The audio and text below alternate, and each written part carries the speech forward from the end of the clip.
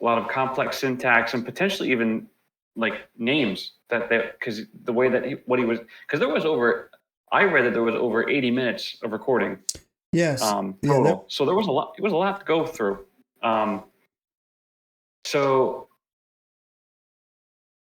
let me see here. So what he came up with is he suggested that the sound, the repetition, all this, that there was a what you call a rule-bound communication system, which is something that's similar to what humans have. We're not just making noises. We have structure and rules to our grammar, which no other animals have. This was something that was totally unique. And he said the closest thing you got to human speech, which was very interesting. Yeah. So he was talking about that there were repeated phonemes or whatever it is when they're like, I'm not pronouncing that correctly on it. Yeah, I don't know how to pronounce it. Yeah. Phonemes, PHONEMES, right? That only occurs in deliberate speech. Any type of form, any language that you have, any language on the planet, or any ancient or dead language as well, has structure in it, right? Has, vowels and consonants or something like that as well. I think it was when I was in the military, you used to have to, on the phrase, the quick brown fox jumps over the fence 1, 2, 3, 4, 5, 6, 7, 8, 9, 0 times. It's supposed to hit every letter on the freaking keyboard or whatever. But it's deliberate, right? And the same thing with this is that it was a deliberate speech that he went out to. And what I found was interesting on it, was I don't like people who, when they don't know the answer, will fill in the gap. I trust people more who say, well, I don't know what that is, but it's definitely this. And that's what he did. He said, there's no doubt. He said, I'm quoting him now. There's no doubt in my mind that this is a language. It's not human. It is structured.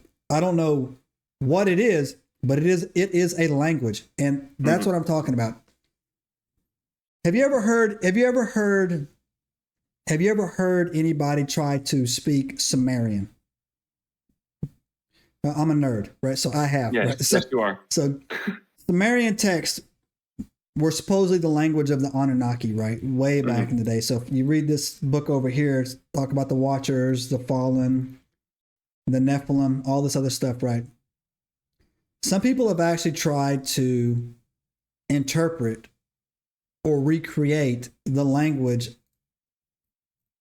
of the Sumerian text, right? Mm-hmm. It sounds like someone put a nail in a garbage disposal. That's what it sounds like to me, right? That's what it sounds like to me, right? Like, but it's definitely so. It definitely is like a structure or a language. There's pattern there. There's pattern recognition in there, right? So that means to tell me. But again, I'm kind of Tolkien did that with the Lord of the Rings. He created Elvish. There are people that are creative enough, right, to create languages. I mean, there's three of them that jump into my mind right now, and I'm about to really show you my nerd face here. Klingon, Silmarillion, or whatever it was they were speaking in the Lord of the Rings, and Khal Drogo, Khaleesi. So yeah, man. So yeah.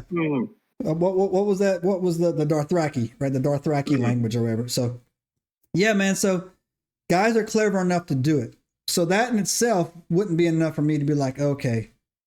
But when you add in Dr. Lynn's analysis to it, it takes it to a whole nother level of fiduciary on that, Steve. Wouldn't you agree? Really quick. Yeah, but give me one more note, one more thing that Ron or Scott Nelson had noted too. And again, this isn't it's not proof that humans couldn't have done this, but one thing he did note was that the pitch range that you hear was well outside the average human pitch. Like when we speak, there's a general pitch tone, but these were going way high, way low within the same conversation, as well as he said some of the speed. He said the speed in which they were talking at times, that they were getting syllables out, was much faster than typical human speech. Yeah. So again, that's that if you fake that, that's impressive. If you fake Exactly. that, that's impressive. I will say Yeah. that, man. Like, yeah, but yeah, that's impressive. Yeah. So anyways, but when you add Dr. Lynn's analysis into it, this is one of the things that kind of sways me back to, like, I'm going to tell you what I'm going to say one of that. It sways me back, right? Mm-hmm. Was exactly what you said. Dr. Lynn also went in there and said that the pitch frequency shifts are far outside the range of human larynx. The highs are too high, the basses are too deep. And he actually went on to say that they had what he referred to as, I wrote it down here, extended vocal power, right? The sustained loudness, I didn't even know this was a thing, extended vocal power, proved that they had an extremely large lung capacity. So whatever they were bigger than humans as well, right? Right. But what he got me here, man, what got me, this is probably the silver bullet in here for me, man, was that in the tapes, he said that several vocal bursts contained ultrasonic overtones. Ultrasonic. We can't do that, right? Yeah.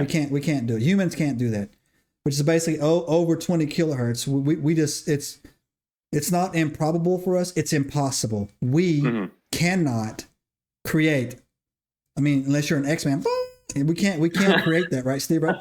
It can't happen, right? And he also said that there were no electronic artifacts that matched the natural harmonic structure of a living voice. So there was nothing on recording, period, right, that could match that. So definitely it was not us on there.